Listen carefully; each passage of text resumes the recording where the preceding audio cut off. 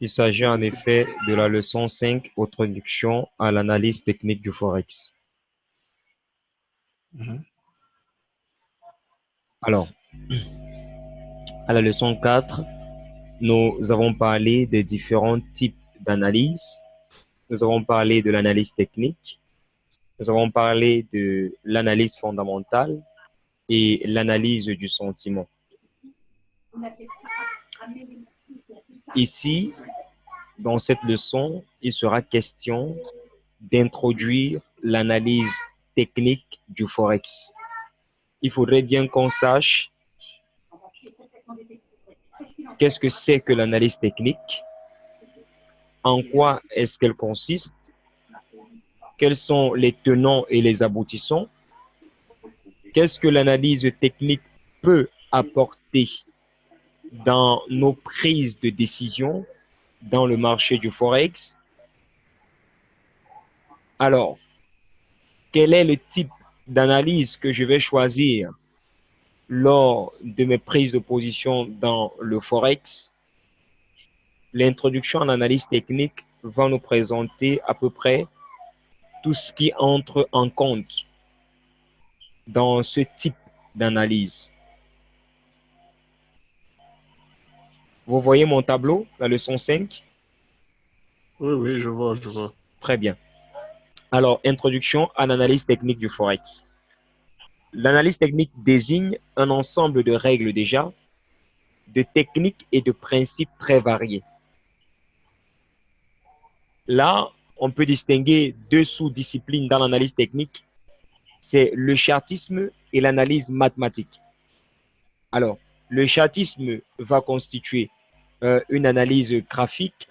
Alors, les tracés des lignes de tendance, des tracés des canaux de tendance et les études des figures graphiques qui se forment lors des tracés. Peut-être c'est un triangle, peut-être c'est une cassure.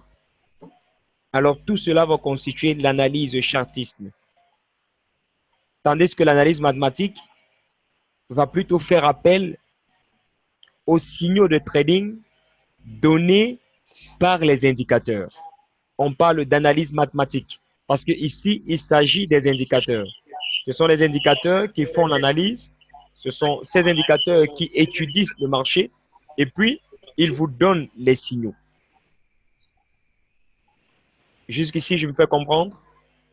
Oui, oui, oui, oui. Très bien. Alors, commençons par le chartisme ou encore analyse graphique.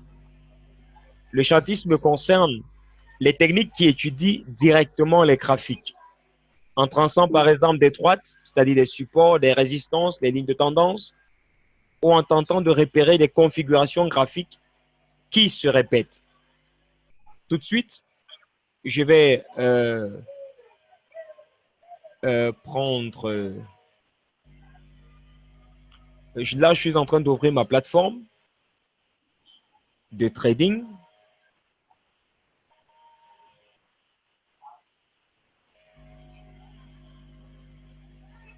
Alors, vous voyez FX Pro?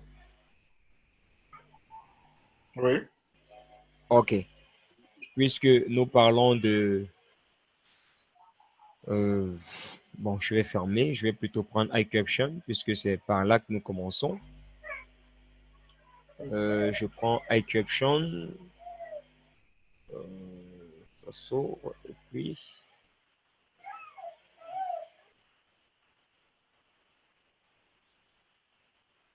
Ça s'ouvre. Je vais me connecter directement. Et puis, on va faire un essai.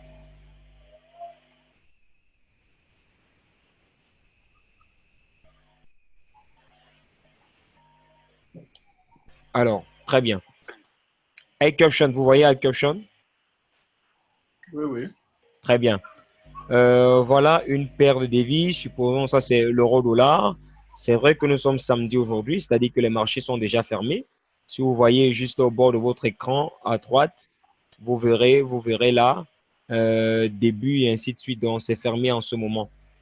Alors, je vais néanmoins faire une étude. Je vais me tenir sur pratiquement 4 heures. Je me tiens là sur 4 heures. Alors, je vais étudier cette tendance. Supposons que je prends celle-ci. Alors, je prends mes instruments graphiques. Là, il y a des segments. Je suis ici.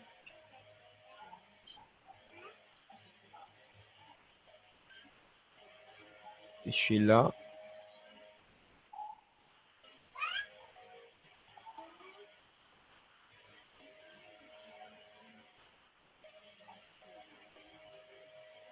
Ok, très bien. Oh là là. Alors là, je l'ai tracé. Nous avons 1 point, 2 et 3 points. C'est bon pour le tracer? Oui, oui. Ok. Je prends cet homme.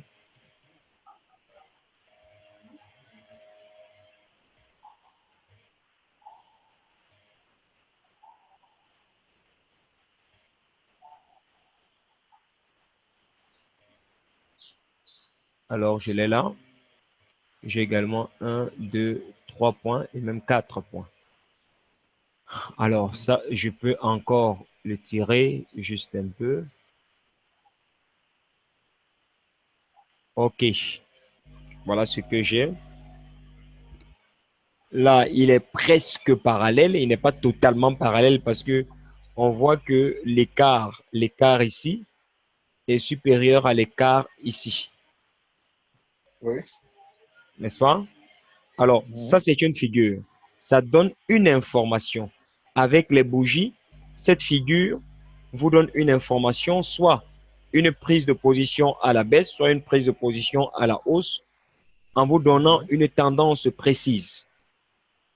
Ici, on dit qu'on a fait une analyse technique, mais une analyse technique basée sur du chartisme. C'est-à-dire qu'on a utilisé des figures qui se sont formées à partir de nos tracés. C'est bon, il y a une question? Non, non. Voilà.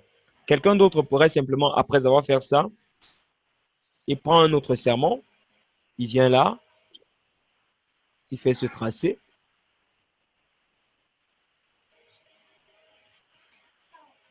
il se tient là, il vient, prend notre tracé, celui-ci est le plus bas,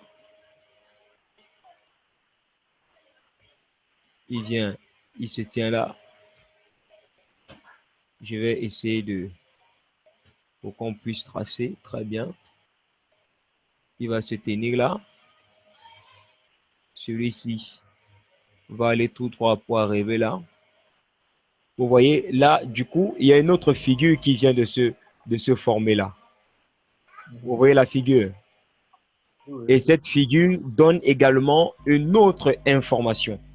Soit une information, soit une information neutre dans le marché, soit une information d'achat ou encore de vente. Alors là, on étudiera ça au fur et à mesure. Ce que telle figure veut dire, ce que telle figure donne comme information et ainsi de suite. Alors, revenons. L'analyse chartiste constitue donc le cœur ou encore le cours et les origines de l'analyse technique. C'est-à-dire, les traders expérimentés considèrent que le chartisme est souvent plus fiable, plus efficace et plus utile que les indicateurs. Les indicateurs ne sont pas toujours fiables, Monsieur Bond. Ça, il faut le comprendre déjà. Il faut le comprendre. Les indicateurs ne vous donneront pas toujours des informations parfaites ou encore fiables à 100%. Étant donné encore qu'il y a des divergences, ce qui fait que les indicateurs ne pourront pas toujours donner des informations fiables. Alors, qu'est-ce qu'il faut faire? Il faudrait donc, je vais dire, ajouter à votre analyse technique à partir des indicateurs une analyse chartiste, donc des graphiques. C'est bon jusque-là? Oui, oui, ça va, ça va. Très bien, ok. Le principal avantage du chartisme est sa simplicité. Il est en effet très facile de maîtriser les rudiments de l'analyse graphique et ensuite, tout est affaire d'expérience. Et vous le verrez, peut-être au premier pas, vous pouvez faire des erreurs, mais avec l'expérience, vous allez acquérir beaucoup d'autres atouts. Alors, selon les experts, la valeur de l'analyse chartiste réside dans le fait qu'elle s'intéresse à la matière brute, c'est-à-dire directement à l'évolution des prix sur les graphiques. Et c'est ce que nous avons fait tout à l'heure. Nous sommes allés directement sur les prix dans le graphique. On n'a pas pris, on ne sait pas, on n'est pas resté là pour regarder qu'est-ce qui va se passer, qu'est-ce qui s'est passé hier et ainsi de suite. Non, on allait directement sur les prix dans le marché. Ce que les indicateurs ne font pas toujours. C'est bon? Oui. Alors, c'est-à-dire directement l'évolution des prix sur les graphiques.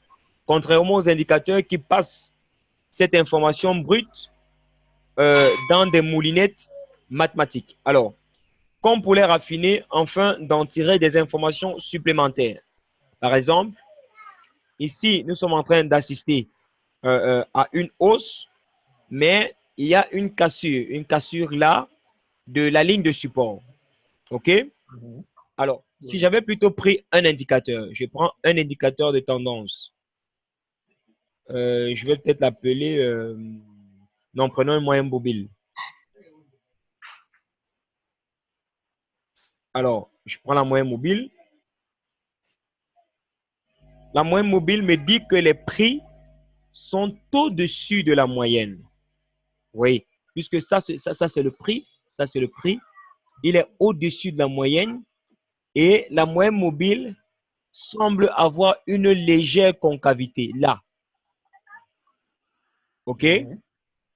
Or, ça, c'est l'information que l'indicateur me donne, me disant que les prix sont néanmoins au-dessus de la moyenne mobile. Et pourtant, je sais que les prix viennent de casser la ligne de support et qu'il pourrait y avoir un fort renversement de la tendance. Et la moyenne mobile n'est pas en train de me donner cette information-là. Je ne sais pas si vous voyez la différence. Oui, je vois. Très bien. Alors, en effet, il ne faut pas oublier un vieil adage boursier qui stipule que toute l'information nécessaire se trouve dans les prix. C'est pourquoi les indicateurs, c'est vrai, on va toucher des indicateurs, mais vous allez beaucoup plus apprécier l'analyse technique basée sur du chartisme. Voilà. Les indicateurs et signaux de trading. Les indicateurs regroupent quant à eux des techniques de retraitement mathématique des cours, avec la plupart du temps une courbe qui vient se placer sur le graphique des cours de la devise et de laquelle vous pouvez extraire des signaux, vous invitant à acheter ou vendre à un moment précis. Généralement, lorsqu'un débutant se forme à l'analyse technique, il a l'impression d'avoir trouvé le Graal du trading. Et c'est ce que nous remarquons. Un ensemble de techniques à appliquer pour savoir quoi faire et quand. Mais tout n'est pas aussi simple, car il faut savoir interpréter correctement les signaux. Ça, c'est très important parce qu'il faut interpréter les signaux.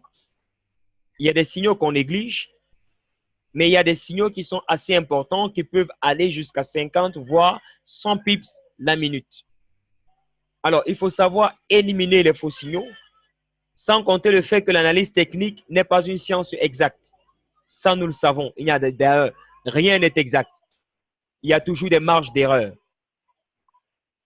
Et que la meilleure manière d'analyser le marché dans le Forex ou encore le monde n'aura jamais raison à 100%. Alors, selon nous, l'analyse technique vise en effet plutôt à mettre les probabilités dans son camp, en évaluant dans quelle direction la paire de devises a le plus de chances d'évoluer. Est-ce que jusqu'ici, il y a une question? Non, non, ça va. OK. À ce stade, il est en effet primordial de bien comprendre que le trading comporte des risques et que rien, absolument rien n'est jamais sûr à 100% lorsque l'on parle d'analyse technique. Parce que là, nous sommes déjà en train d'entrer dans le vif du sujet. Alors, pourquoi et comment l'analyse technique fonctionne?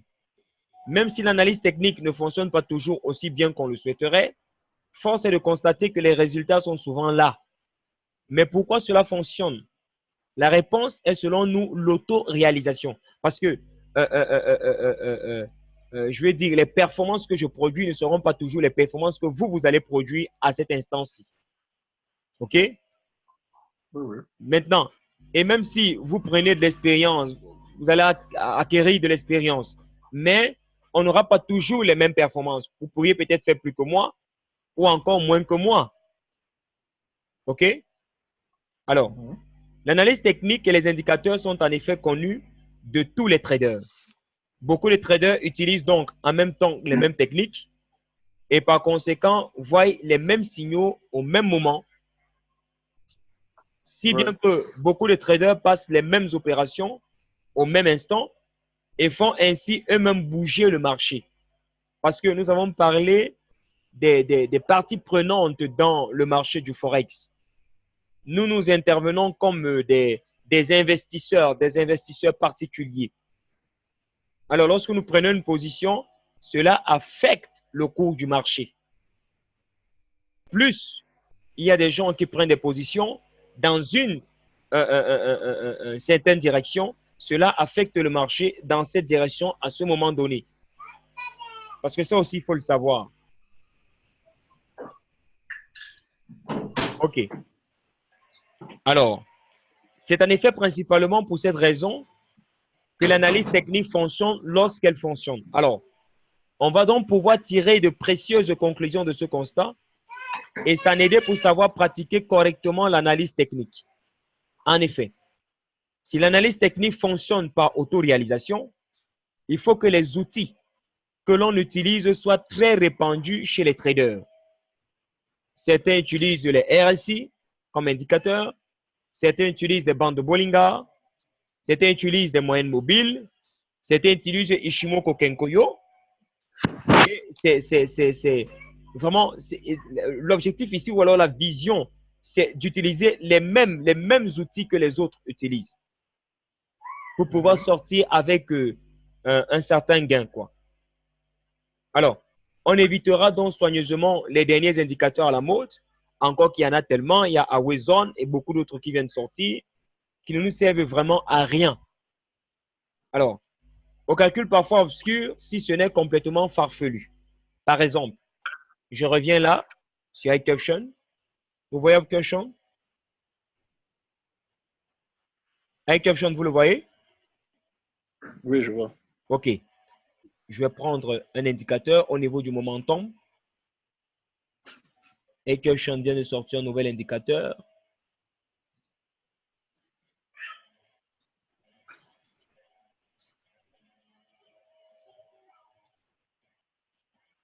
OK. Pour Vortex, Non, est-ce que c'est Vortex? Il y a un nouvel indicateur ici. Je dois le retrouver quand même.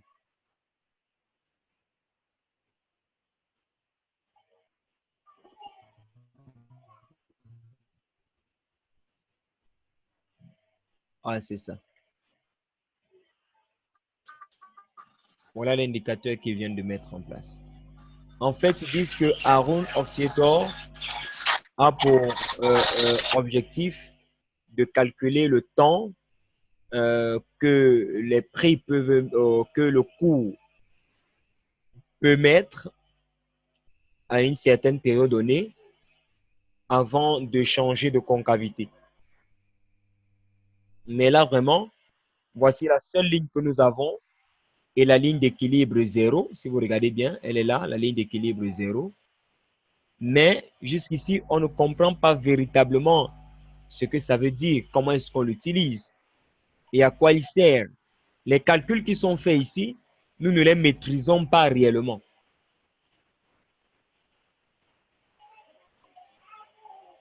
Est-ce que vous voyez là où je veux en venir?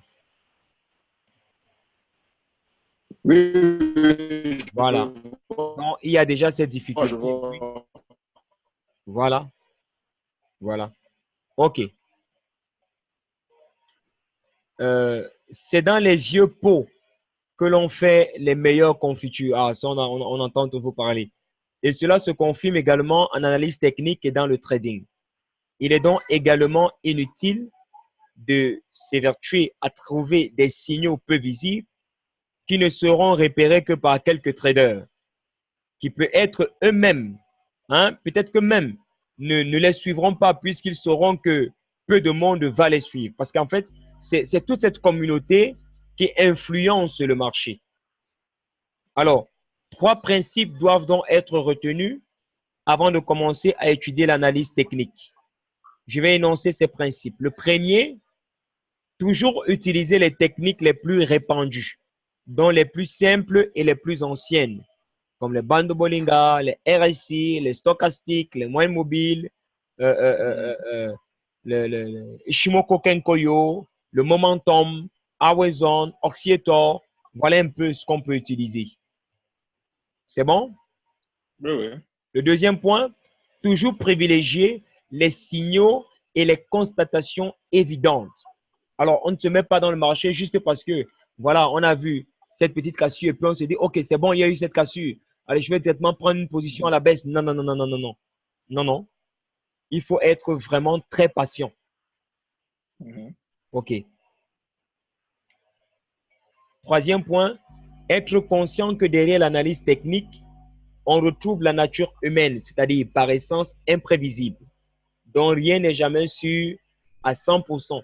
C'est pourquoi vous pourriez, on parlera de la psychologie du trader, on parlera également du money management, hein, qu'est-ce que vous êtes capable de perdre. Et avant d'entrer dans le marché, vous devez déjà savoir ce que vous allez perdre et ce que vous allez gagner. Alors, perdre sans savoir exactement combien on va perdre, et puis on se retrouve en train de perdre peut-être des sommes exorbitantes, on met les mains à la tête. En fait, on n'est pas un trader parce qu'un trader, il fait d'abord son calcul avant d'entrer dans le marché et il place déjà ses stops de protection. Parce que l'analyse peut ne pas être totalement correcte. On peut suivre un cours et puis il y a une variation dans le marché. Parce qu'en fait, vous ne dirigez pas ce marché. On le suit. Voilà. OK. Voilà ce qu'il en était de la leçon 5 à l'introduction à l'analyse technique du Forex. Est-ce qu'il y a des questions? Non, pas vraiment. C'était plutôt très. Enfin, au niveau théorique, non? Bien sûr. Plutôt très simple. Voilà. OK. Mise en pratique. C'est vraiment la théorie. OK. Merci d'avoir suivi ce cours. Ceci a été enregistré, donc ça sera mis d'ici 30 minutes à YouTube et vous pourriez recevoir le lien pour télécharger pour des éventuelles révisions. OK. OK, merci et à très bientôt, c'est-à-dire à mercredi soir. D'accord. Merci. Merci.